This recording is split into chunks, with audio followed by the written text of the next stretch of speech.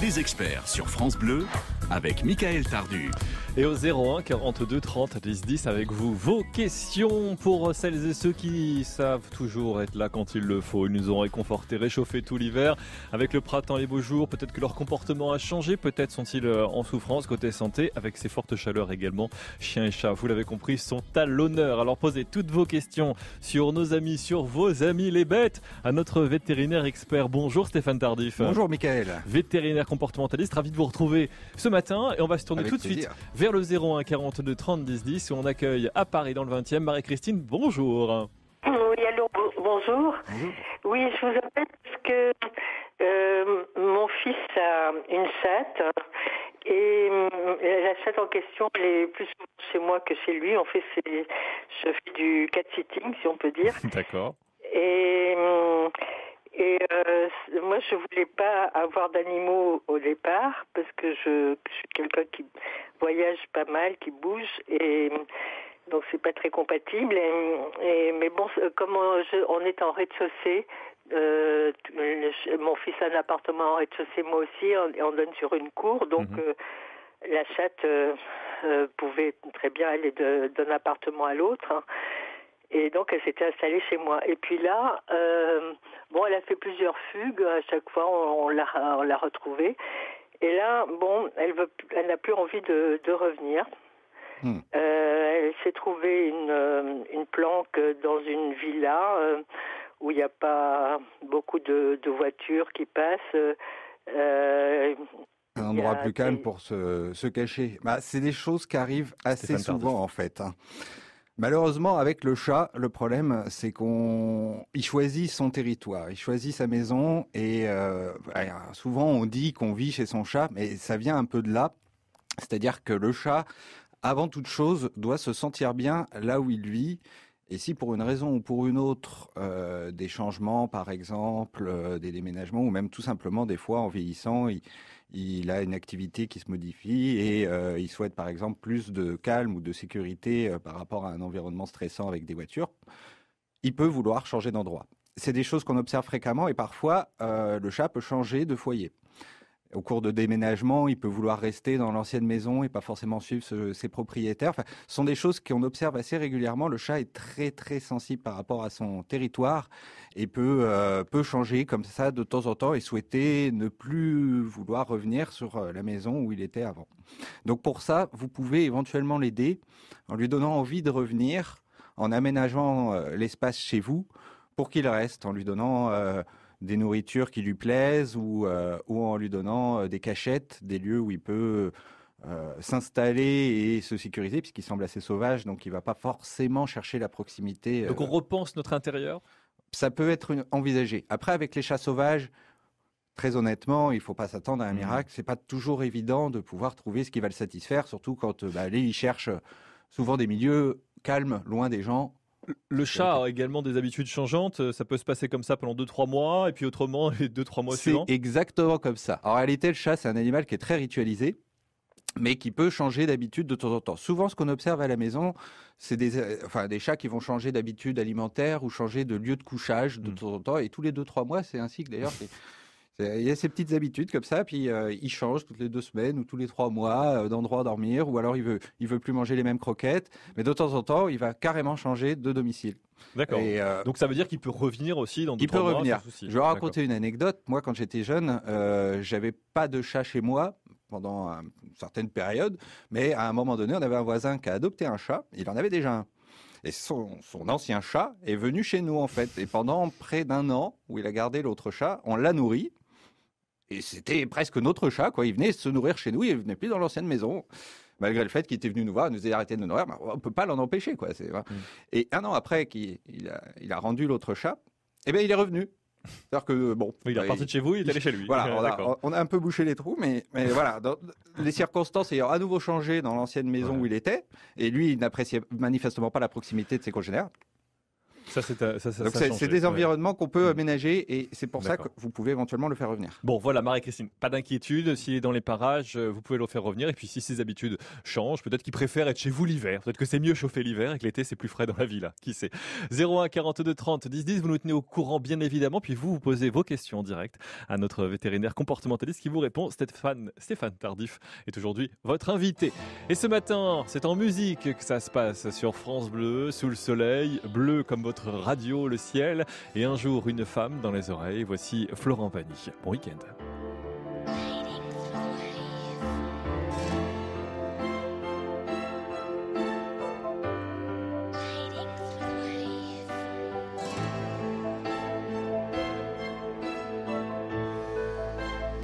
Et jusqu'au bout du monde, Florent Pagny et un jour une femme sur France Bleu. 9h-11h, Michael Tardu sur France Bleu. France Bleu.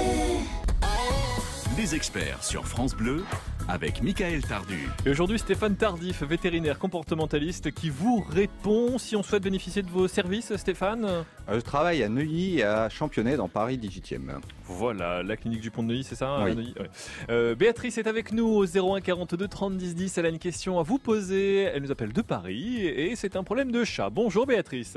Bonjour à tous les deux. Bonjour. Que peut-on faire pour vous, Béatrice? Alors, bon, comme j'expliquais, donc j'ai un chat qui a 10 ans. Quand je l'emmène chez le vétérinaire dans sa caisse de transport, c'est une très grande caisse, c'est comme les valises à roulettes à 4 roues avec poignée télescopique. D'accord. Et bon, quand je vais chez le vétérinaire, j'ai l'équivalent de 2 stations de bus et il fait pipi dans cette caisse. Et le mois prochain, je pars en vacances. Il va être enfermé là-dedans pendant 4 heures et je crains le pire. Petite question complémentaire avant que Stéphane vous réponde. Vous le mettez dans la caisse que pour aller chez le vétérinaire actuellement? Ben oui, effectivement, mais enfin la caisse, elle est dans mon séjour à côté du canapé et il y va régulièrement pour faire ses petits repos, ses petits câlins. Ah, c'est intéressant ça comme élément en plus. Oui, j'ai prêt de la laisser ouverte comme ça. C'est une bonne idée ça. C'est quelque chose que j'aurais pu vous proposer justement pour l'habituer à la caisse, mais s'il le fait déjà, c'est-à-dire que pour lui la caisse, effectivement, c'est pas l'objet en lui-même qui est stressant. Par contre, effectivement, s'il urine à chaque transport, le chat, comme je l'ai dit juste avant, mais c'est un animal qui est ritualisé. Ça marche aussi pour tout ce qui est événements comme ça, ponctuels, comme la visite chez le vétérinaire ou même d'une manière générale. Monter dans la caisse, ça implique de sortir de la maison, de sortir de l'endroit qui est connu. Donc ça peut être un stress.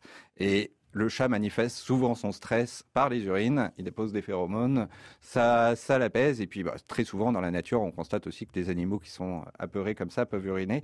Faut réussir à gérer son stress en fait pendant le transport.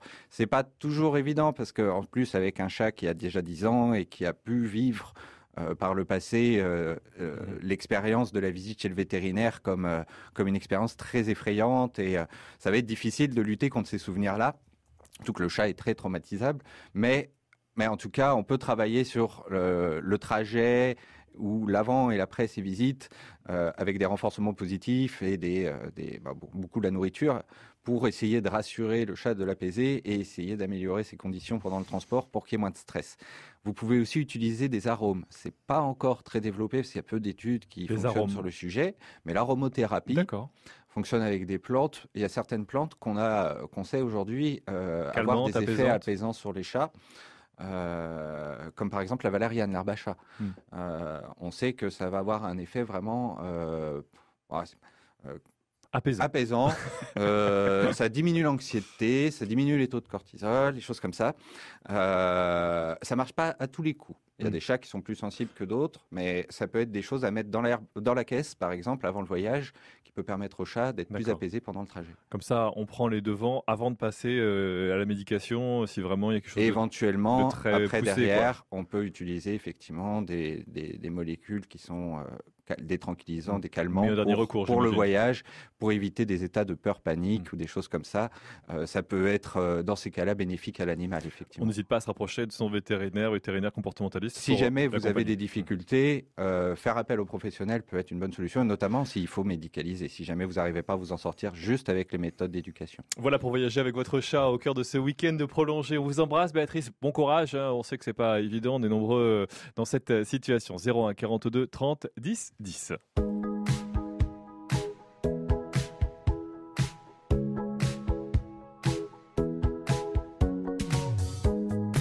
Turbo Caline et Julien Doré sur France Bleu.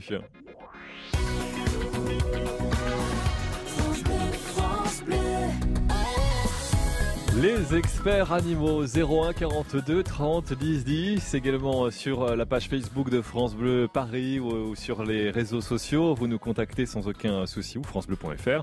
Bien évidemment, tous les moyens sont bons pour questionner Stéphane Tardif, qui est vétérinaire comportementaliste, qui vous répond. Et on a une question de Jeanne qui est à Épinay-sur-Seine dans le 93, qui nous dit « Mon chien hurle à la mort dès qu'il fait chaud. Je ne sais plus quoi faire pour le calmer. Il a pourtant de l'eau, un ventilateur, etc. SOS. » J'imagine que la situation doit être un peu délicate ces derniers jours pour Jeanne et du coup pour ses voisins. Oui, heureusement, ces derniers jours, effectivement, il fait très chaud. Dans nos régions, c'est pas encore trop... Mais il faut déjà se méfier au niveau de sa santé, effectivement, des réactions comme les coups de chaleur ou des choses comme ça. Bon, après, si il se contente de crier sans être extrêmement agité pour sa santé et les risques liés aux coups de chaleur et à une agitation excessive, bon, ça à regarder. Mais par contre, la cause éthologique, ce qui fait qu'il a ces instants de panique ou des choses comme ça, le fait de le lier à la chaleur, c'est assez inhabituel. Effectivement, les chiens n'ont pas tendance à forcément réagir comme ça dès qu'il fait chaud, à repérer les changements de température et y être sensible.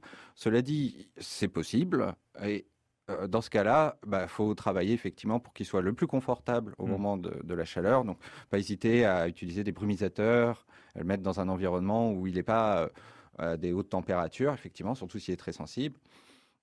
Et autant que possible, après, essayer de le rassurer et de lui donner des conditions environnementales distrayantes, par exemple.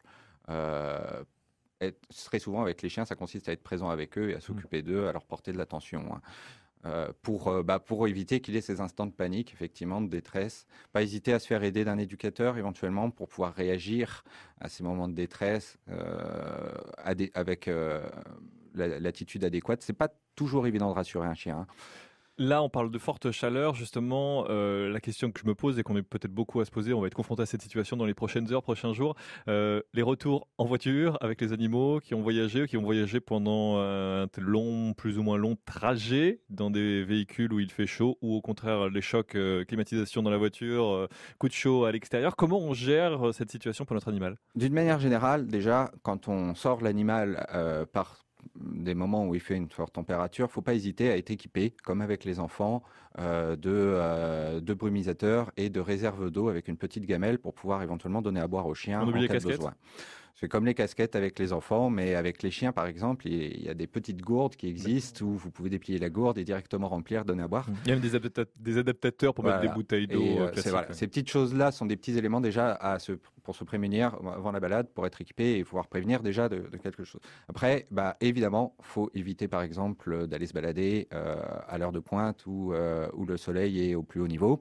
Éviter les moments où il fait très très chaud, éviter les longues balades pendant ces moments-là, éviter aussi de faire courir le chien jusqu'à épuisement, c'est-à-dire que c'est là où on va avoir des risques augmentés de coups de chaleur si jamais il a une forte activité. Donc dans ces cas-là, si jamais on est obligé de le sortir à ce moment de chaleur, on limite l'activité et on se contente de rester calme ou d'éviter en tout cas que la température corporelle monte. Et on privilégie les balades au moment frais et les jeux à ce moment-là aussi pour limiter tous les risques de coups de chaleur. Et si jamais il se passe quoi que ce soit, il ne faut pas hésiter. Dès le signe d'appel qui sont perte d'activité, diminution de l'activité, ça peut aller jusqu'à l'évanouissement, des vomissements, des choses comme ça. Au moindre signe d'appel de choses anormales, vous n'hésitez pas à faire le numéro d'un vétérinaire d'urgence. Dans tous les cas, de toute façon, poser les questions et se renseigner auprès d'un vétérinaire pour vérifier si c'est une urgence ou pas, c'est la première étape. Allô, Veto, c'est comme ça que ça marche ici le week-end, tous les samedis, 01 42 30 10 10. Il vous répond aujourd'hui, Stéphane Tardif. Vous, comment ça se passe la chaleur avec vos animaux, chiens, chats? Vous avez des petits soucis, vous avez aperçu des petits problèmes de santé qui vous inquiètent? C'est le moment où jamais de poser vos questions. Les experts, c'est pour vous. Tous les week-ends, on parle de vos animaux le samedi. Les experts sur France Bleu avec Michael Tardu. Le temps passe et on continue de parler de nos animaux. 01 42 30 10 10 avec Stéphane Tardif, vétérinaire comportementaliste, pour aider Béatrice qui est à Saint-Denis. Bonjour Béatrice. Bonjour à tous. Alors Béatrice, comment peut-on vous aider? Alors voilà, j'ai fait l'acquisition d'un petit carlin. Il a 3 mois et demi. Félicitations. Voilà, merci. Et puis, adorable, gentil.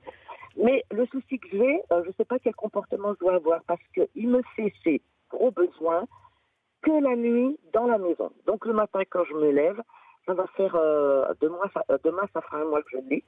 Et systématiquement, le matin je me lève, il a fait caca. Voilà. Donc, comment réagir face à ça, Stéphane Tardif?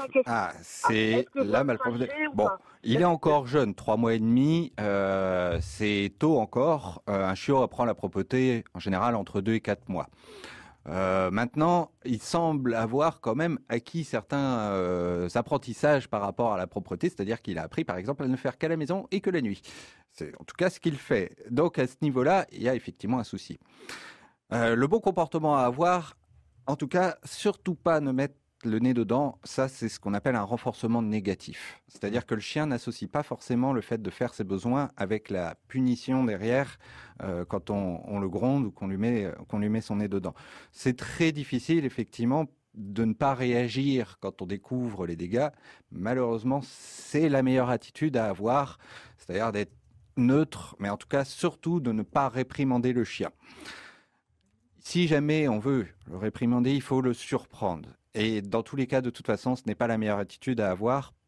Aujourd'hui, on a montré avec des méthodes d'éducation positive, comme par exemple dans ce cas-là, des déviations comportementales, que on peut apprendre au chien à faire autre chose et on peut apprendre la propreté directement sans utiliser les punitions. Déviation comportementale, c'est-à-dire qu'on va l'orienter vers autre chose. C'est l'idée, en créant quelque chose de positif à côté. Exactement. On attire le chien en lui donnant envie de réaliser un exercice qu'on lui a appris au préalable et on va faire en sorte qu'il va présenter ce comportement à la place du comportement indésirable. Bon, là la difficulté c'est qu'on est dans un contexte où le comportement indésirable il l'a quand on n'est pas là. Donc il faut lui apprendre à avoir cette attitude tout seul. Quand il est seul la nuit, il faut qu'il reste propre. Mais là, c'est l'apprentissage de la propreté, en fait, qu'il faut lui réapprendre. C'est-à-dire qu'il faut lui donner des exercices où l'issue de ces exercices, c'est de réaliser ses besoins à l'extérieur et d'obtenir une récompense avec ça. Ne pas hésiter à se faire aider des éducateurs dans ce genre de situation. C'est-à-dire qu'il n'y a pas qu'une méthode, il y en a plusieurs. Dans les méthodes positives, notamment, moi, c'est là où je recommande de se diriger, puisqu'il y a vraiment des bons résultats. Et puis, au niveau éthologique, pour le bien-être de l'animal, c'est ce qu'il y a de mieux. Mais il n'y a pas qu'une seule méthode. On peut utiliser le clicker, on peut utiliser les renforcements positifs, l'utilisation des récompenses à la voix ou les récompenses alimentaires. Voilà. Toutes ces méthodes-là sont bonnes. Et souvent, une bonne démonstration vaut mieux qu'un long discours. Donc ne pas hésiter à vous faire aider. Bon, voilà Béatrice, faites-vous aider, puis il vaut mieux le faire pendant qu'il est jeune. En plus, ça va vous servir pour la suite. Surtout que là, c'est de l'éducation, donc c'est encore un petit chiot. Merci Stéphane Tardif pour vos précieux conseils. Béatrice, on vous embrasse. Vous posez vos questions 01 42 30 10 10, des experts animaux, tous les samedis. Si tu m'aimes encore, voici Scheim sur France Bleu. Nouveautés comme vous les aimez, à partager et à découvrir. Est-ce que pour une dernière fois tu pourrais me prendre dans tes bras, me dire que tout va bien, que tout ira? France Bleu, France Bleu. Dernière ligne droite pour les experts animaux avec Stéphane Tardif qui répondait à vos questions aujourd'hui, vétérinaire comportementaliste. Stéphane, s'il y a un conseil à donner à celles et ceux qui nous écoutent aujourd'hui, celles et ceux qui sont en week-end prolongé, qui sont face aux conditions de chaleur qui vont être extrêmes aujourd'hui, ce serait lequel ? Soyez vigilants, ne prolongez pas les exercices à l'extérieur et ne forcez pas votre chien, il va faire très très chaud, donc évitez les milieux de journée, plutôt privilégiez le matin et le soir et pas hésiter à poser des questions si jamais vous avez des inquiétudes. Poser les questions au téléphone ne coûte rien et ça permet d'être rassuré. Prévoyez votre gourde et tout ça. Et prévoyez évidemment les équipements, la gourde. Comme pour nous, on n'attend pas d'avoir soif et de voir que le chien a soif, il faut en avoir. C'est comme les pauses en voiture, faut pas hésiter à sortir la gourde régulièrement. D'accord, toutes les 2 heures, l'eau s'impose. Même plus fréquemment si possible. Vous voyez, c'est même plus que la voiture. Merci beaucoup Stéphane Tardif de nous avoir conseillé aujourd'hui. On suit votre actualité sur les réseaux sociaux. Avec plaisir, éventuellement sur YouTube par exemple. J'ai posté quelques vidéos de chats.